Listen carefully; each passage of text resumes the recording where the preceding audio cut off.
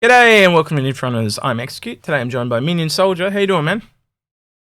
Hey, how's it going? Pretty good. And Puppet Master. How you doing, mate? Just been doing some Xeno threat. Right, awesome. And so today I thought we'd get these two Piracy people together. That's why they don't have faces, by the way. And we would talk about the difference between Stanton and Pyro and a bit of what Piracy they feel like Piracy will be in the game and the types of different things you'll be able to do. And show the comparison between how Stanton is quite safe and Pyro is probably not going to be quite as much as safe. So, Minion, tell me, give me some real-world examples of piracy. Oh, I think the first real-world example that you can pull from would be hostages being taken. East Africa, Somalian pirates going out in small boats and capturing, for the most part, cargo ships, but also I guess yachts as well, and then taking those people back and just saying, hey, we got these people, $5 million a head or whatever. And that would be like a real world example that might be relevant to Star Citizen. Okay. What about you, Master? What are some other strategies that the real world pirates might utilize? Well, other than taking hostages, there's looting cargo, going up to something and saying drop it or we're gonna try and take it from you by force. Yep. Smuggling, like getting illegal goods through without detection from I guess at the moment that'd be like the drug stuff. We don't really have smuggling at the moment, but that'd be the closest thing at the moment. Yep. Yeah. The next would be stealing ships, so taking the entire thing. Yep. Including cargo. What about any more from you, Minion? Protection rackets. Yep. Protection rackets would be a good example because who knows what could be in Pyro, mineral-wise or cargo-wise, that people could make money, and if you're willing to protect them, you get a little extra cheddar from that. And then espionage, I think, would be the final one. Right. And so that would be kind of like more like, that's a real long-term piracy thing, though, isn't it? Like you going in as espionage, and you're trying to blend in with the locals, and that would require a lot of document forging. And so I'm just trying to think like what you see in films and stuff. So I'm probably getting off the mark. In EVE Online, what happened? You can read about it because it's like huge. Like people infiltrated another organization at every level, like from the top to the bottom. And then one day in one move, they just took it.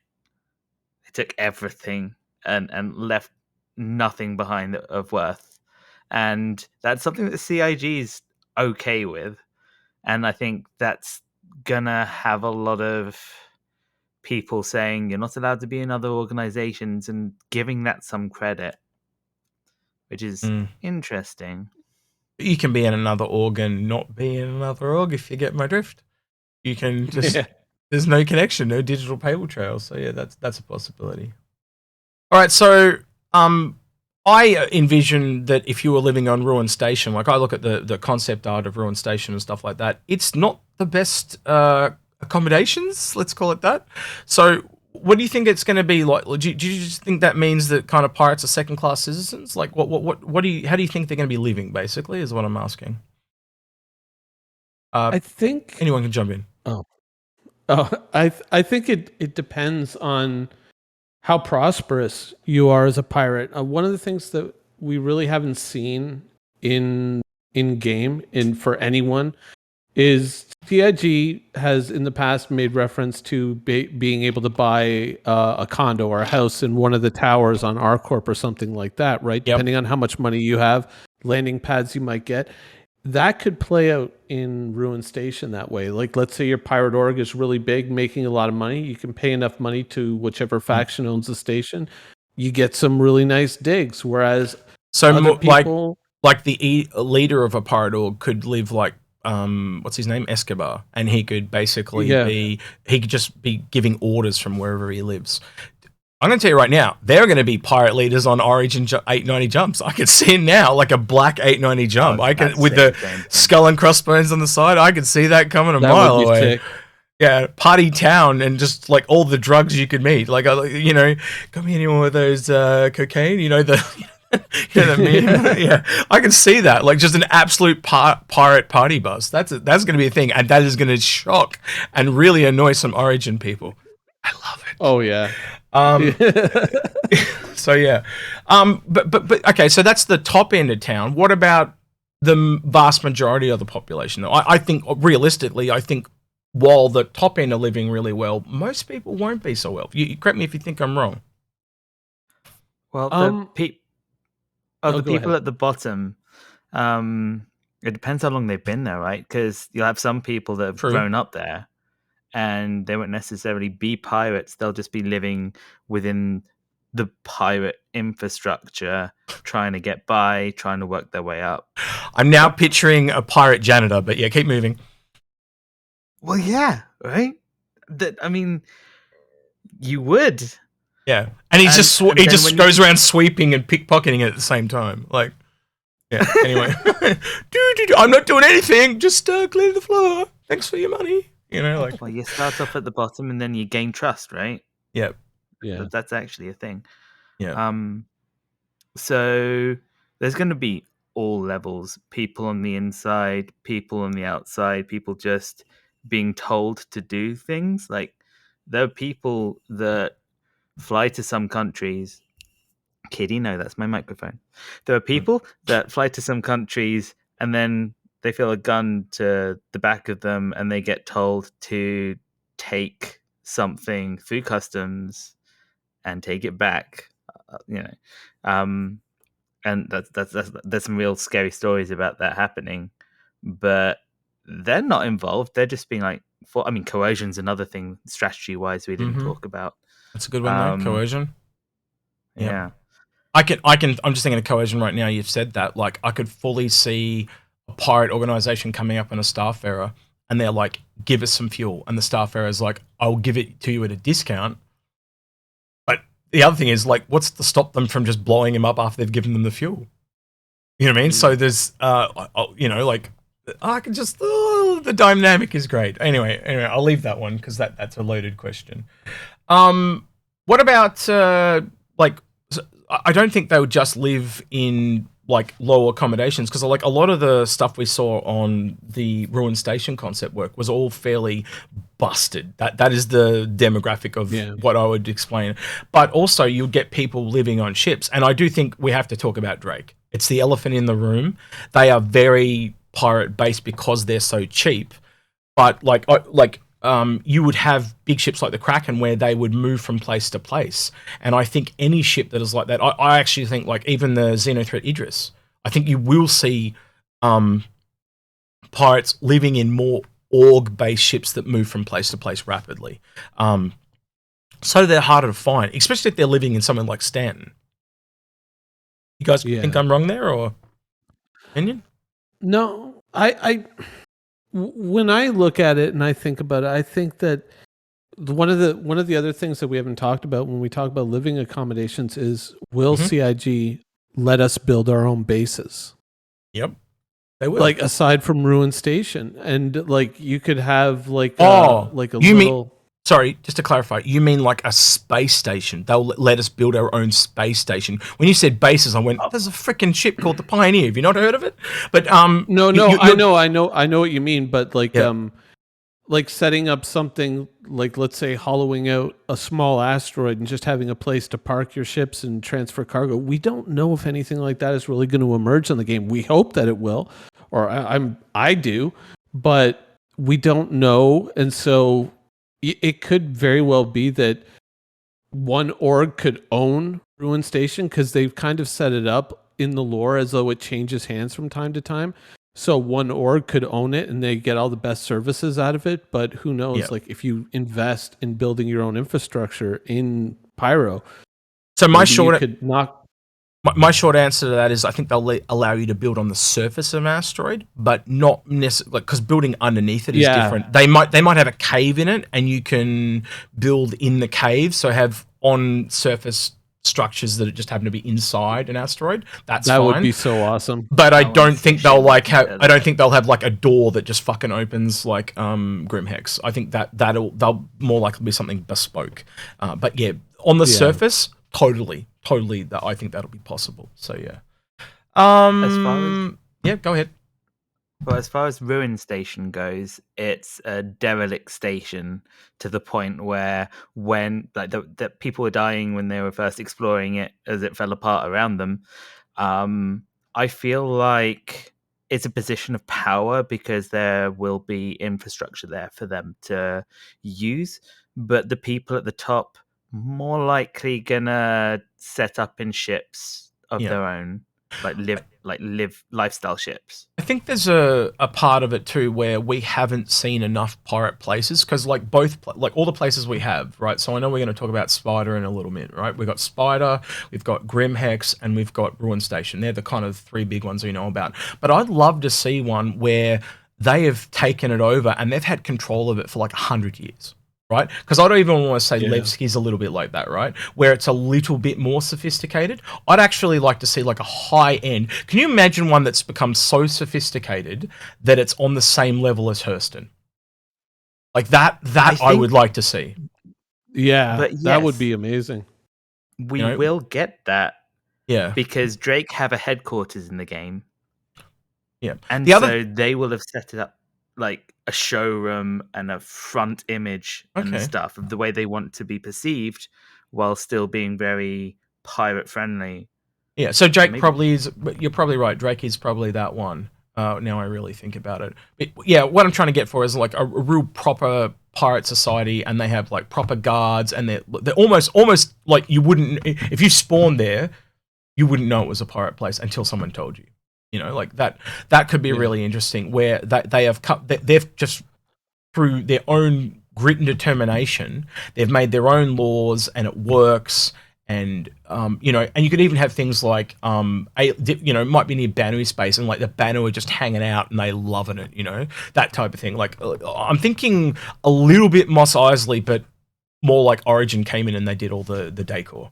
That's what I'm thinking, but maybe I'm going off on a bit of a tangent here. But I'd like to see the full spectrum because at the moment, my impression, and I would imagine there's a few people that are listening, they kind of make the pirates look like the scum of the earth because they've all just taken over stuff.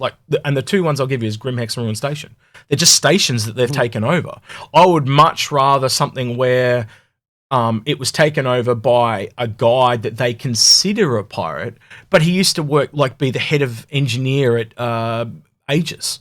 And he basically just, he had to resort to piracy because of his situation, but he's actually highly educated. And, he brought in other people that were highly educated. And I think there's a way to do it, is what I'm trying to say. I know I'm going off on a tangent. I don't think it'll be high society, but I think that kind of more lawful pirates is where Spider comes in.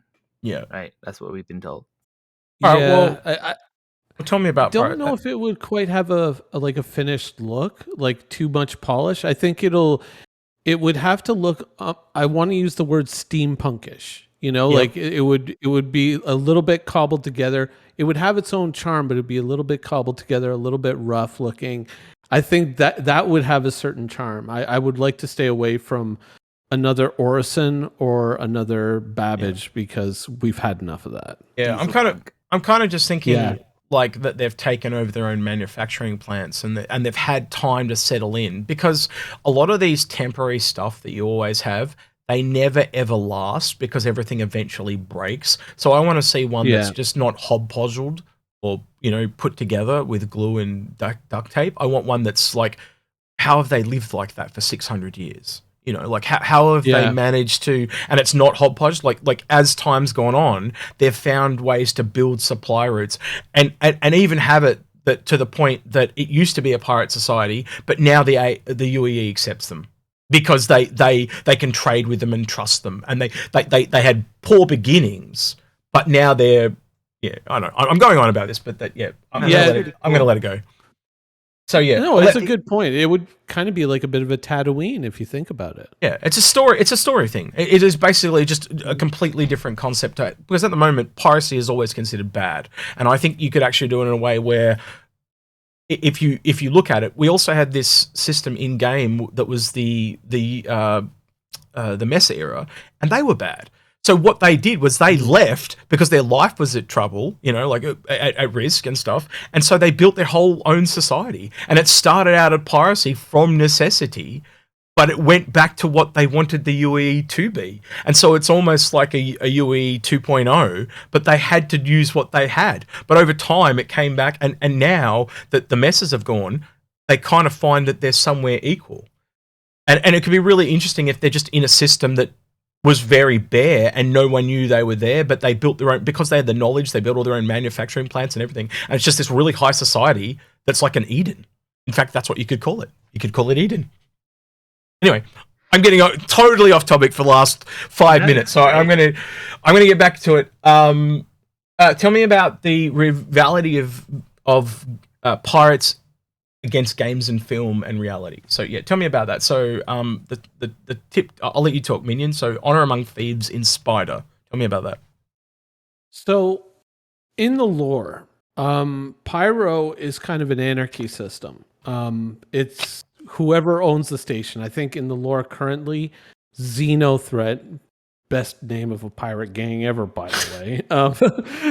Hey, that's the best. That's our enemy. Let's name himself after our enemy. Like, it's terrible. And you can quote MinionSoldier and saying that as well. Yeah, air quotes Kappa. But so anarchy and Pyro, and whatever is the strongest gang owns the station. And what I think is they're trying to set up in the future.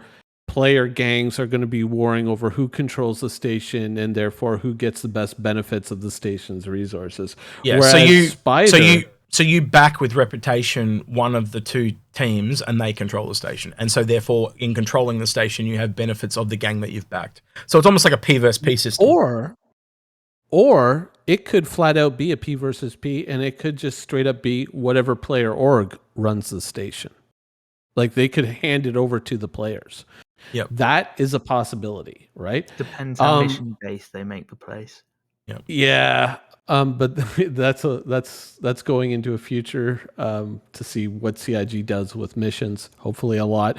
But Honor Among Thieves is what's supposed to rule in Spider, and so I think that's going to be more like the society that you're describing, where it's like, oh, this is a group that's been there for a while. They've established themselves. They're self-sustaining. And I wouldn't say quite up to a point where they're rivaling the UEE, but they're big enough to be noticed, but not strong enough to either get taken out or kind of said, well, now you have to join the Empire again. And so I think that if people are kind of going into Pyro thinking that it's going to be, this kind of pirate utopia where we can all just, be pirates together and have fun. I don't think it's going to be that. I think Pyro's going to be like people kicking each other in the teeth and going absolutely banana sandwich. Well, that's not utopia. It's an anarchy, right? Well, that's a really good point, because people do glamorize pirates quite a bit. Like we've got Netflix shows like Narcos that like glamour Pablo Escobar, and they do show the violence he does. But that's the guy at the top.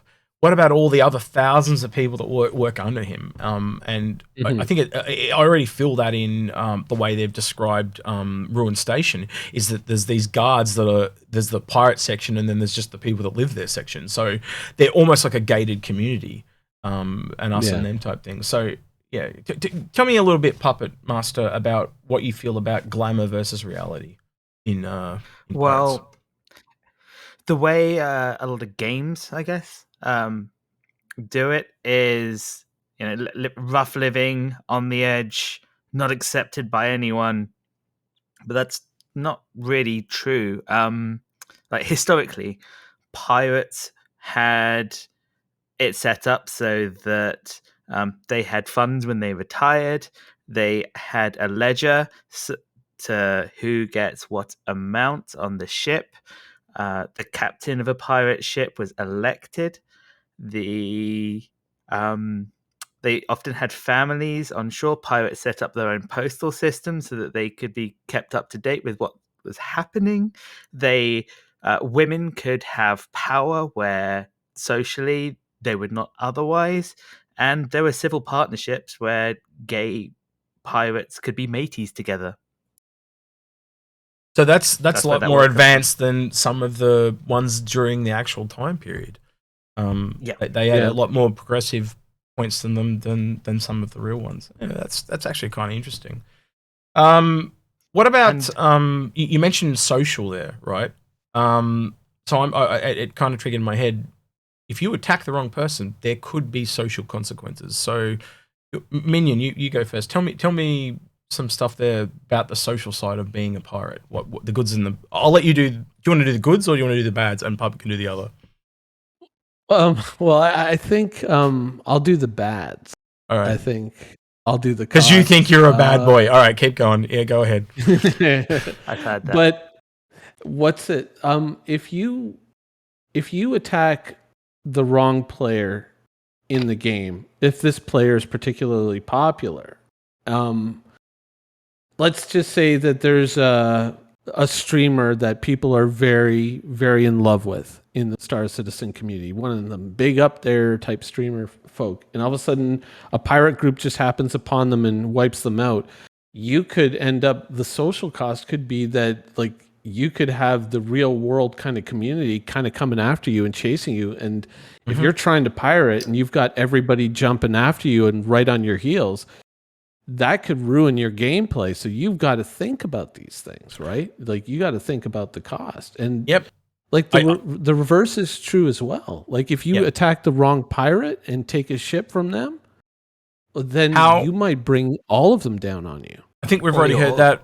I think we've already heard that already, where people go, "Oh, he's stream sniping me," and they go after them already when it just happened to be that they were better in the right place at the right time. You know. Yeah. So yeah, I would actually like to see protections against mass people attack. Like, if they're claiming that, I don't want them, they've actually now got it in the terms of service that you cannot stream snipe someone. I think at the same time you cannot send someone as a streamer. If they have a clip of you saying you need to go get him, or they can prove that you've sent people after him, it's the same thing. It should be in the terms of service as well. It needs to go both ways. Anyway. I've got an example of that happening yesterday, or similar, where I was playing Xenothreat and someone torped the Javelin. And everyone on the server was like... Yeah, I was there. Well, I remember that. Yeah. Who is that? I see. Are they dead yet? If not, we should probably get them. Right? It's like everyone turned. So there's a bug at the moment when the Javelin is torped during Xenothreat where the whole server just lags like crazy. And so because these pirate people are wanting to get, like, oh, we've killed more Javelins than anyone else on some kind of scoreboard thing, they're torping the Javelin when nobody's there to cover the Javelin. So that's both sides' fault because there's no one there covering the Javelin. But it's a bit of a dog thing to do because there's a bug that makes it lag. So... I can see why they're doing it, and I also blame the people not being there to defend it. So yeah, it is what it is. Let people do what they're going to do, but I don't think. Yeah, I think bringing it into the real world is where it crosses the line for me. So yeah, we'll see. I would, in that specific example, I would say that because every PvE thing or every little add-on that CIG puts on, all these events, these are just testing events. So having that happen is it's terrible gameplay for the people on the server, but it's great data for the designers building the game to know we got to step away from things like this, or we got to fix this, or so a lot of people might feel inconvenienced, but it's the right thing to do. Yeah, no, I 100% agree. All right, so I said before, like, a lot of the pirates feel like ramshackle stuff, and it feels kind of temporary. Give me the long-term goals of a pirate. Like you mentioned, Puppet retiring. So is that what it is? Like you amass a big pile of wealth and then check out and hack your crime stat and just become a normal UAE citizen? Tell me your thoughts there, and I'll ask you 2 Minion. But yeah, you first, Puppet. Well, a lot of pirates in the real world had families on land, so they had to think that far ahead. Now, CIG, they want people playing for as long as they can, and to be invested in the game and to have whatever, buy paints or subscribe or whatever setup they have for long-term income. So it's going to be a bit different from reality and the gamification of it because it's a game. Long term, I think you want to control an area. You want to be able to do something better and more efficiently than others can. And you want to find ways of doing things that aren't known about. And there are so many gameplay loops that could be created through that, like just having a carrot, right? Finding a new route somewhere. Now, Minion, I don't know about you, but like because the systems, the universe of this game is so big, you could be over at one side, literally kind of scrub your stuff and fly all the way to the other. Like it might take you 3 days to get there, but you could start a whole new life.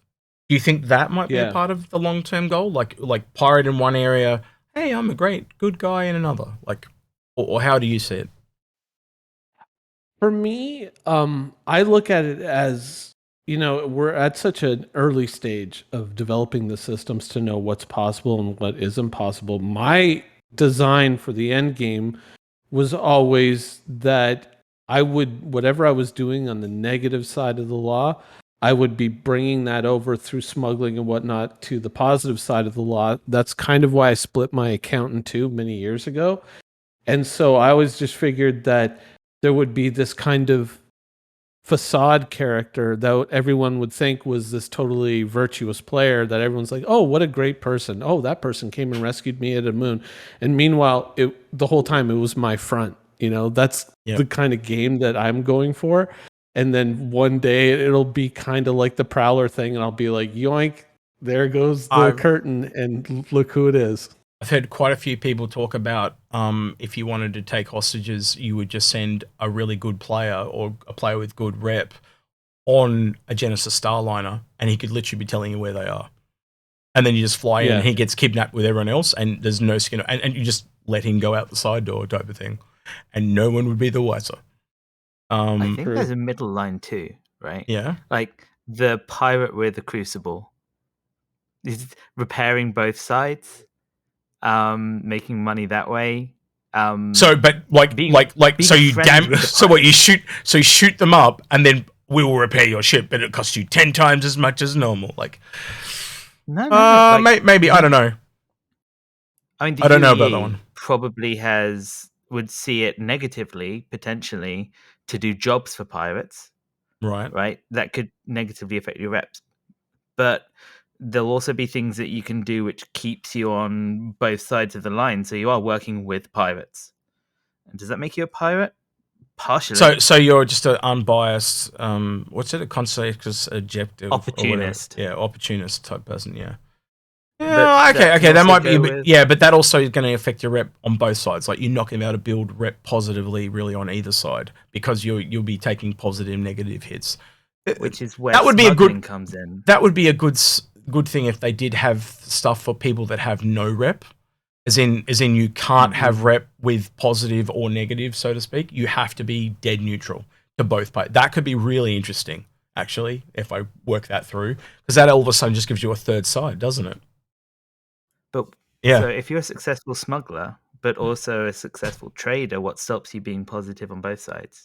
Well, what I mean is, so basically, you know how you got levels of rep? At the moment, you got like 5 tiers, right? So basically, if you are higher than tier 1, or, pick a level, right? So if you're higher than tier 1 in both this faction and this faction, and you're in the same system as this other faction, you cannot work with that faction.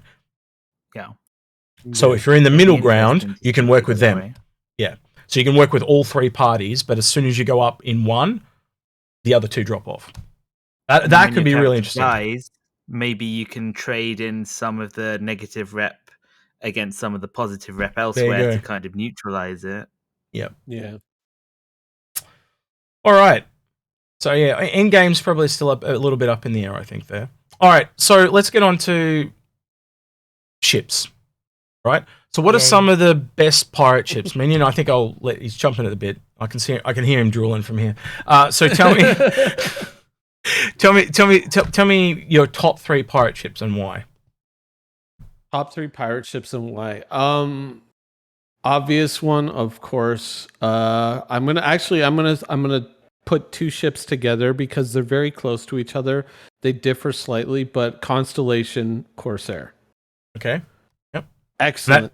The next one I would actually say is I gotta say the Caterpillar. You didn't tell me why for the other two. So can you tell me why? Oh, okay.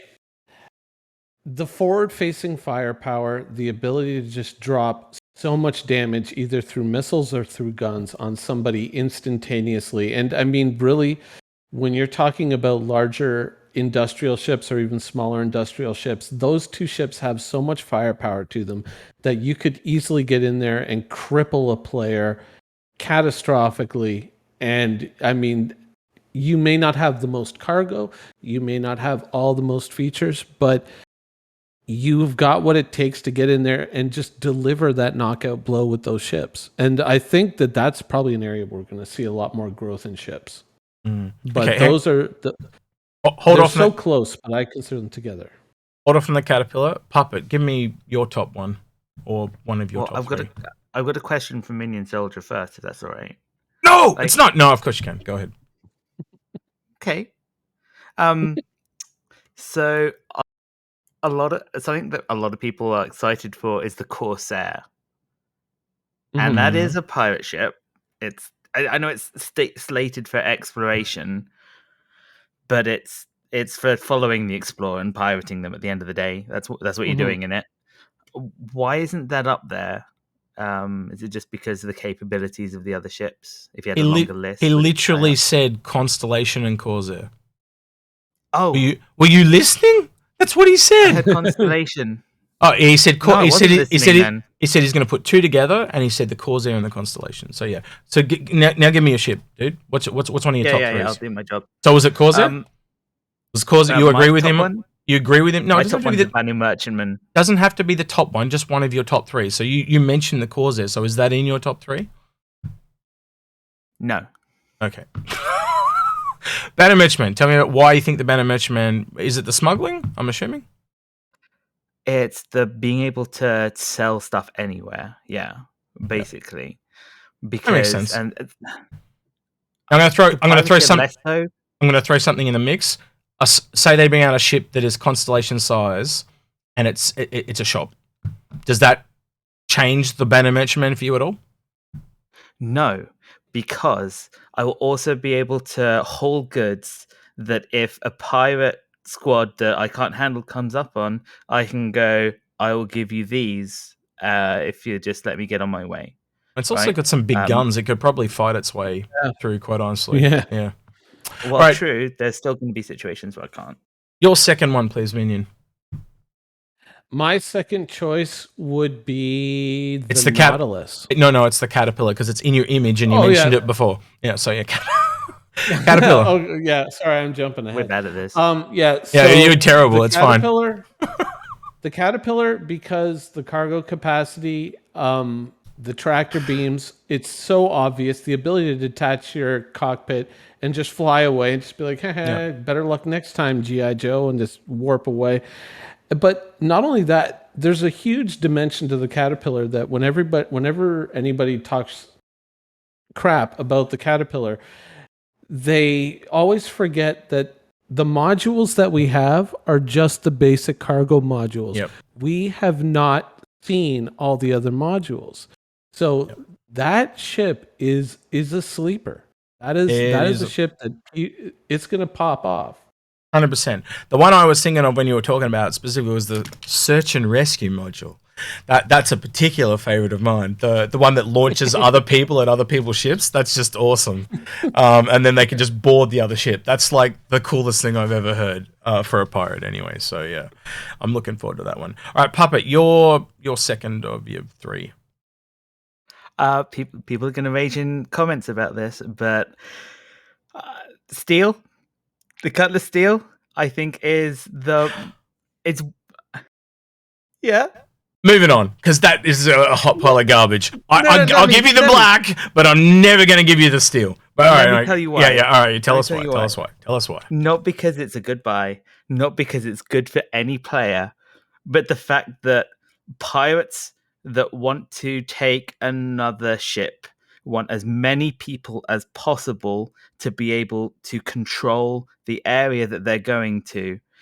It is the most pirate ship we have, and it's terrible in the game because it's just in a Cutlass black and the doors are open and any bullet that can get through the shield will shoot the passengers. And yeah, it's like no. All right. Minion, your response to that, because I'm going to let you respond as a fellow pirate. Okay. What drugs are he on, and where do we not get them from? That's what I would like to know. Yeah. The Drake Cutlass steel is clearly the product of a catastrophic brain injury, and I feel that whoever created that ship should probably see a medical professional and get an MRI specifically aimed at their head, because if you are in a pirate org and the best that 18 of you can do together with all your resources is a Drake Cutlass steel, you've already lost the battle. Oh, yeah. Don't get it. I can tell you right now, you could take the Caterpillar with the modules they talked about that for sleeping modules and have way more people. You know what I mean? So straight off the bat, I'll tell you where the steel comes from.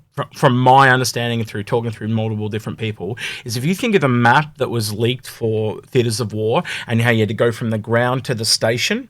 Now, they don't want you to stay on the ship because the ship gives you a benefit over the people on the station because they don't have guns, right? But if the ship is weak and you can just fire a rocket launcher and blow it up, that means you'll get off that ship very quickly. Right? So if they have a ship that goes from planet to air and it's got guns on it to shoot people on the ground, so you run it through your head, it makes a lot of sense. So I think it's a Theatres of War ship that they just decided to sell.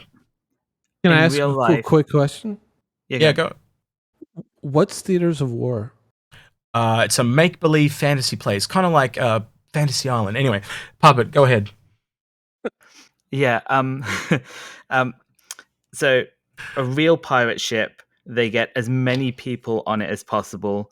They pull up next to another one and they walk everyone on. And if anyone causes a fuss, then the 5 people around them put them down, right? So it's like immediately they're taken out. I think if I think about it a bit harder, the Prowler's probably a better answer than the Cutlass Steel.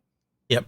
I'd agree with that, especially with the stealth abilities, and you can have 18 people. It's a little less people. It's a bit more stealthy too, because that allows you to kind of sneak up and boom, you're just there.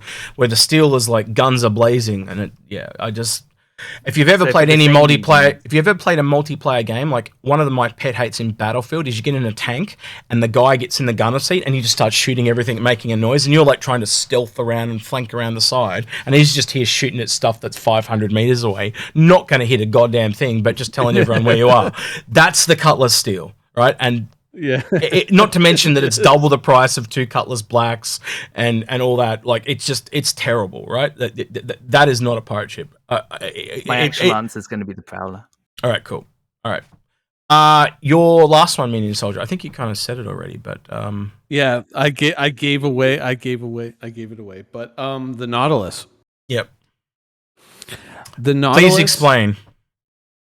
The ability to drop mines in an area that could be high traffic, or to combine that with the ability to pull somebody out of quantum. Now, I know quantum, yanking people out of quantum is a bit controversial because it doesn't work, and it won't.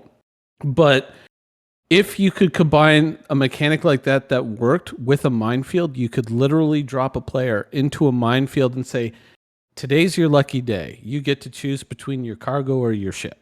Yeah. Just on a side note, I think what'll actually happen, or how I would have designed QEED or whatever, is that if you think about like a gravity well or something akin to that, you know, at the moment how they're making it so you drop it and it basically, if you drive through it, it stops you. I think it needs to be more like a magnet. And you put it in between 2 places, and it pulls you off course into that, right? So that is a good idea. It re-splines you into that area, right? So if you were warping between, Crusader and Yella, you you can put it between the two, right? You has to be between the two within reason, but it'll pull you off into where they are, and it's kind of attracts you to them, almost like a gravity well. If you get what I think you guys get what I'm trying to say. Yeah. And then if you're paying attention, you can tell it's happening. Yeah, exactly. You're like, oh shit, we're being pulled off course, and that'll be way cooler and way more dramatic. And they could do something really random, like your ship comes into warp spinning. That'd be mad. Yeah. Like you're like, oh shit, shit. It's not just like spool back up and fly back to yellow. You've got to get back on course, and all right, we've got to spool up again, and you come in and it's fucking chaos. Yeah, and that would scout the lane and pick a place that they want to pull someone off into. Yep. You could have a broken system, like a broken ship that's broken down, an asteroid field. All that becomes realistic because it's now not just it has to be between these 2 points. It's just got to be some, right? Like Minion said, you can make your own minefield. And the cool thing is, they're just warping there normally, not even seeing this, and all of a sudden you turn on the UED and they're like, whoop. I think it works in so many ways. COG, have a free one. There you go. You want to say anything else, Minion? Nope. Well, I was just thinking about that because that is such like if you come spinning out, it kind of incapacitates you to a certain degree as you're coming out of quantum. But if you go like careening off on course, it means that I just can't like drop a small concentrated minefield. I have to spread it out. I have to use skill, and I think that it makes it more fair for the person who's getting dragged out of quantum. And even though I'm on the other side of the equation, I think that would overall be better for the game. I think it also allows you, at the very least, as the pirate or the person pulling them out, to pick the field of battle. That's a huge advantage. Anyone that does history of any type of battles will tell you, like 9 times out of 10, the person that picks it wins it. I have the high ground. All that type of shit. So we've talked about some good pirate ships. Can you guys give me some pirate ships that are designed as pirate ships, but they don't fit? We talked about the steel. That's an obvious one. So give me another example, please, Minion. Buccaneer. Is your name Minion? Buccaneer. All right, tell me about Buccaneer. Go ahead. Tell me about Buccaneer. The Buccaneer, as it was originally intended, as we originally heard, when it was just a blurb, when it was just they were talking about it, gonna have a little bit of cargo, gonna be able to carry some guns and all that, and then all of that got dropped off because they kind of found a visual ideal for it, and they kind of ruined it. And I mean, even the landing gear, 100% no gear on it. The way they built it was so idiotic because what they should have done is they should have just built skis like a helicopter has, like an old Huey has, and it's permanent landing gear that hangs out, and then that way they could have saved that space in the back to put a little cargo in for smuggling or for stealing cargo. Do you remember how the gun on the top was on the bottom and it looked like one of the wraiths from StarCraft? I brought that ship because of how it looked, and then I melted it. And I have a few ships that like the other one was the Herald. Because the asymmetry, sold that as well. I actually turned my Herald into the Buccaneer, and then I got rid of the Buccaneer as well. I think the Buccaneer turned into something else again. I'll have to look it up. But yeah, they look so cool in concept, but because of the need for this enclosed landing gear, and the other thing, let's be honest, like the Mustang landing on its wings, a Drake landing on its wings, it's cheap, low budget, it makes so much sense. I reckon, and you could have just had skis that did this. Either side of the gun, and you're done. And like you said, that back section could have been cargo. And some of the best little combat ships we've seen, like the Reliant Tanner, that just having those 2 SCU, that's one of the most versatile ships in the game at the moment because it does combat and cargo and all that. And that's not getting past the weirdness of the wings and the bigness of that ship.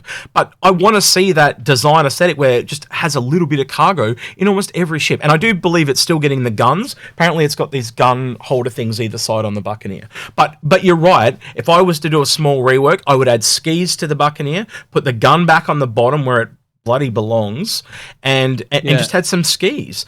And even then, I even think there's ways they could have the gun kind of like fold up as well. So maybe the skis come down, but also the gun goes up a bit as well. Like there's ways around it, right? And that really cool aesthetic of that Wraith. Like when I saw that first concept of the Buccaneer, I'm buying that. But then when they changed it, I was just like, it's just every other fighter now. Yeah. So the thing that my feeling about the Buccaneer isn't about any of that. The reason I think it makes a bad pirate ship is because you can only have one person in it. So basically, but it is their fighter though. Like it's Drake's fighter, right? So I think every ship manufacturer eventually, now even Crusader's gone that way. They're going to have fighters. You're going to have, everyone's got their fighter, so you can just go to the fighter of your choice. And that's Drake's. So you just have a hammerhead, right? Something that's meant to take out fighters, smaller stuff. I feel like a single-seater isn't a pirate ship because what are you going to do? You're going to have them eject their cargo and then you're going to get out yourself and be shot because you're not in your ship anymore? It's very true. I mean, like when you look at fighters themselves as pirate ships, unless you're part of a fleet and you have somebody else getting the cargo for you and all that, and you're just running cover, a fighter is dead useless in piracy. I think that's their intent though, because the original intention was the Caterpillar's the mothership, and the smaller fighters go in and, even they said that the Cutlasses would bring stuff back to the mothership of the Caterpillar, but I think the Caterpillar's now turned into the Kraken. Right, so I think now it's almost like a tree with branches. So you go out, you take the Caterpillar, you take the Cutlasses, and you take the fighters, and they all kind of come back in stages. So the Cutlasses come back to the Caterpillar, the Caterpillar comes back to the Kraken, etc., etc. And so it's all. The Kraken was my third pick. Yes, it's all a big fleet. So yeah, you think that's badly designed, or that's a good? Did I miss your third? No, Sorry, that was my third pick for good pirate ships, because it's area control, right? You go to a place and you control the area with the Kraken, or you be hospitable with the Kraken, or you be hospitable with people you like with the Kraken and not with those you don't, and you make it your area. And I think that's a really powerful thing to be able to do as a pirate. I think the last one I'll add is a good one that I'm surprised neither of you said is probably the best ship in the game right now, and that's the Cutlass. It just does a lot of things really well. You can fight with it, you can pick up, you can cargo, you can have multiple people in it. Like both things you guys have said, it's probably the all-rounder pirate ship in my book. But yes or no, Cutlass, good or bad? I would say it's still good. Unfortunately, I think that as the game develops and as the power creep continues to take hold, the Cutlass needs a second look, because it is getting into a place where, because of Drake's reduced hit point pool and their perceived advantage in firepower, which is debatable. With some ships, it's there. With other ships, it was there almost 10 years ago, but now you're talking now versus release, and that's very obvious at the moment, where they've nerfed things like the Redeemer and the Ares and stuff like that. When you understand all that, there's going to be a rebalance pass for the final game, and it'll all change. And right now, they're balancing stuff towards small fighters because there's more small fighters in the game. But when we get some of those bigger, like imagine a Polaris walks into the scene, totally changes the whole thing. And they're coming. They're only a couple of years away. Even the Banner Merchantman is going to change things. So, cargo refactor. Next couple of years, the whole game's going to change drastically again. So just wait and see on this. The place that the black has is that if you're going out with your pirate org and you've got 3 people that need to go, two to 3 people, you say, all right, we're taking a Cutlass with us as well. And that's where it is. Yeah. It's not a main part of the operation anyway. It's like auxiliary support.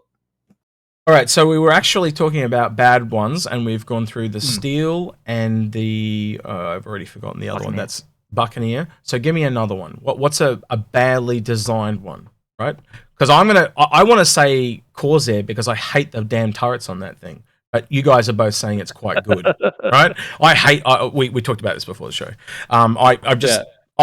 The Corsair is really good inside. But the turrets just kill it for me, right? They need to fix those turrets, or it's a death knell. Because think of the Hurricane. How much time do you spend in the Hurricane shooting sideways in that turret?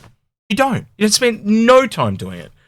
So unless the thing's like constantly doing these massive circle runs on the outside, which you're never going to do because most of the weapons are on the front, those turrets are useless. So that's my gripe with that. But you guys give me one that you don't like. So give me a second one besides the Buccaneer and the Steel. it not designed or intended to be a pirate ship, but it was something that people were waving around in front of me when it came out. The Liberator. Mm-hmm. When I saw that thing and people started coming in, they go, "Oh man, it's like a pirate carrier, but it can also do ground vehicles. It's great. It's a great pirate ship." And I was like, "That ship is terrible." Like from Mobile top camper to bottom. van. Yeah. I was just like, it's a door wedge with engines. First of all, second of all, if you're a pirate and you're dragging around Nova tanks and ballistas to like do ground operations, you've lost on so many levels that they're like, oh no, you come on front, you can shoot off with the no, they're never going to allow that. And You'd take the Kraken any day of the week before you took the Liberator. Oh yeah, absolutely. Yeah. Like you would work like the Liberator is like if you're playing a game where you level up through different levels of ships through either money or experience or whatnot, the Liberator is the ship in the progress tree that you would always skip over because everyone's like it's dog shit. It's just better to play in the lower level ship until you get up to the ship up above it. If you're a pirate, there's no reason to own it, and if you do, well, there's an anniversary, sort of an anniversary sale in about 3-4 months. Invictus. And that's when, that's when you get a real ship. You want to add anything on the Liberator there, Puppet? It's good logistically. I agree. For Pyro operations, you want everything you've got to be ready for the operation that you're doing, and the Liberator is for between that for logistics, and it's not piratey. Yeah, it's a pirate transport ship at best. I'll give it that too. All right, last but not least, it's not on the notes, but I want you guys to talk about the big differences you see between Stanton and Pyro as a pirate. Like, are you going to have a better quality life in Pyro as a pirate, or are you going to be like using Pyro to go into Stanton a lot? Like, tell me a little bit about that. So I'll start with you, Puppet. What do you see the major differences as a pirate being between Pyro and Stanton? So let's assume that the UE controls all the best stuff for themselves, and then as a civilian, we go out and there are areas in which we're allowed, and there are areas that we're not. Now, Pyro, it's fair game everywhere you go, but it's also going to be hella more dangerous. If someone shoots you there, it's not going to go back to the UEE because they don't defend it. They're not your insurance of safety. But it's for opportunity. You're going to make more money faster. And that's what Pyro will be about for a gamer, for someone playing it, I feel. Your thoughts, Minion? I think that Pyro's going to open up a lot of opportunities for some actual pirate gameplay, which the game sorely needs. Especially smuggling, I think is going to be very profitable. For pirates, I think even though it's going to be a much more competitive and a much more dangerous environment, I think that we're going to have, in terms of mechanics, I think we're going to have matured to the point where the idea of two ships just hanging out outside of Grim Hex or Port Olisar or whatnot and just shooting at anybody who undocks, that stuff's going to be probably taken care of to a certain degree, and it's not going to be so much of a thing. But I think the biggest quality of life improvement for pirates is going to be the fact that you're going to exist in a system now where you don't have this stupid beacon shining over your head saying, oh, by the way, I'm a criminal and here I am. Like, whether you're on foot, whether you're on ship, because that mechanic, I understand why CIG put it in the game somewhat. But it is so overdone. It is so ridiculous. It reminds me of, like, I don't know, like some of your viewers may have played back in the day, but Battlefield 2. If you remember all the videos of people who used to have the hack where they could see you through walls, and so you could see the outline of the player running through walls, that's essentially what that marker is. And so, like, if you have two players in a space station, you know exactly where the guy is. So you know he's going to turn the corner before he knows you're even there. So for pirates, you're finally going to have that removed, and you're just going to be able to play as a pirate and be free to do that without everyone on the server basically knowing exactly where you are and exactly what you're doing at that moment. I actually think, just while I was listening to both of you talk, the other really big thing is the cargo refactor. I think that's going to allow a lot of the loops that are sitting there just not motivated to do anything become motivated, because if they do the 100%. cargo refactor, you can shoot the cargo out of ships, you can recollect the cargo. We also know tractor beams are coming in the next couple of months, like the SRV's on the list. That means the Cutlass gets its tractor beams, the 315P gets its tractor beam, blah blah blah blah. All of those get tractor beams. That changes the game. So we have the tractor beam tech on the multi tool, and we know other ones are coming. Like, you add all those together: tractor beam, the cargo tech, pirates that are bored, bounty hunters that want to kill people, escorts, cargo runners, mining, the refinery ship coming online, refining in space. So you go out and you stop operations. We know they're doing scanning, and scanning is getting more involved. So you can see these guys and find them in space and warp to them. All the basics of that really core loop of all those different professions, and there's quite a few, you know, you like bounty hunting, escorts, fighters, the cargo, all those will start to actually work together. Because at the moment, it's all been happy accidents, right?